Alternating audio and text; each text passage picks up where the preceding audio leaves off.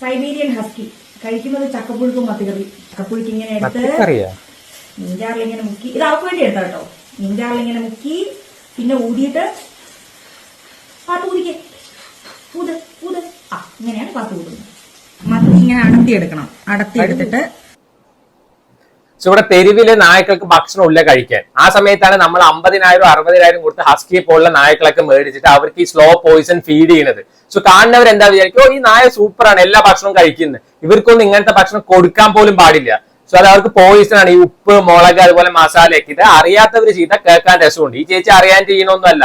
ഈ ചേച്ചിയുടെ comment box ഞാൻ എടുത്തു നോക്കി. അതിൽ അവർ പറയുന്നുണ്ട് അവർ 31 നായ്ക്കളെ വളർത്തുന്നുണ്ട് എത്ര, അതായത് തെരുവെന്ന് കിട്ടിയ നായ്ക്കളടക്കം. അപ്പൊ അവർക്ക് പെഡിഗിരി പോലത്തെ ഭക്ഷണം കൊടുക്കാൻ അവർക്ക് ശേഷിയില്ല, അതുകൊണ്ടാണ് ഇത് കൊടുക്കണതെന്ന്.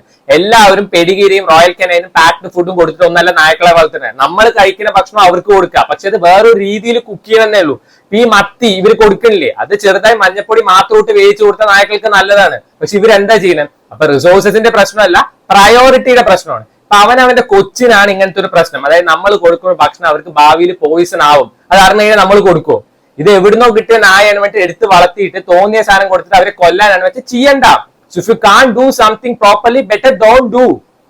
ഇതിപ്പോ തെരുവെന്ന് അവർ എടുത്തിട്ട് വരുമ്പോൾ അവര് സന്തോഷത്തിൽ കൊടുക്കുന്ന സാധനം മൊത്തം ഇരുന്ന് കഴിക്കും. പക്ഷെ അവർക്ക് അറിയില്ല നമ്മൾ ഫീഡ് ചെയ്യുന്നത് പോയിസൺ ആണെന്ന്. ഇത് അറിഞ്ഞിട്ട് ചെയ്യുന്നത് ലോകത്തെ ഏറ്റവും വലിയൊരു ക്രുവാലിറ്റി എന്ന് വേണമെങ്കിൽ നമുക്ക് പറയാം. ഇപ്പൊ കുറെ പേരുണ്ട്, അതായത് ഈ നായക്കുട്ടികളെ ചെറുപ്പത്തിൽ കാണാൻ ഭംഗി, അല്ലെങ്കിൽ അപ്പുറത്തവന്റെ വീട്ടിൽ നായയുണ്ട്, അതുകൊണ്ട് എനിക്ക് നായ വേണം, മറ്റു നായ മേടിക്കും, കാശ് കൊടുത്ത് മേടിക്കും, പിന്നീട് നോക്കാൻ വയ്യ വേണ്ടി തുറന്നു വിടും. അവനവന്റെ കുട്ടികളെ പോലെ നായ്ക്കളെ നോക്കാൻ വേണ്ടി വളർത്തരുത്. ഇപ്പൊ ലാബ്രഡോർ വരെ നമുക്ക് കാണാം ഈ റോഡിലൊക്കെ അലഞ്ഞു തിരിഞ്ഞ് കിടക്കുന്നത്. ഇതാണ് കാരണം. 1000 രൂപയ്ക്കും 2000 രൂപയ്ക്കും ലാബ്രഡോർ അവൈലബിൾ ആണ്. സോ എല്ലാവരും മേടിക്കും, മര്യാദയ്ക്ക് നോക്കൂല, അവസാനം എന്തെങ്കിലും ഒരു അസുഖം വന്നാൽ തുറന്നു വിടും. ഇത് അതിന്റെ ഒരു വേറെ എക്സ്ട്രീം ആണ്. സോ ഇത് എന്നിട്ട് വീഡിയോ ആയിട്ട് എടുത്ത് പോസ്റ്റ് ചെയ്യാൻ കാണിക്കുന്ന മനസ്സുണ്ടല്ലോ, ഈ മറ്റേ ചീപ്പ് പബ്ലിസിറ്റി സ്റ്റണ്ടിന് വേണ്ടിയിട്ട്, അത് കാണുമ്പോ പിറ്റി അത്രേ തോന്നുള്ളൂ.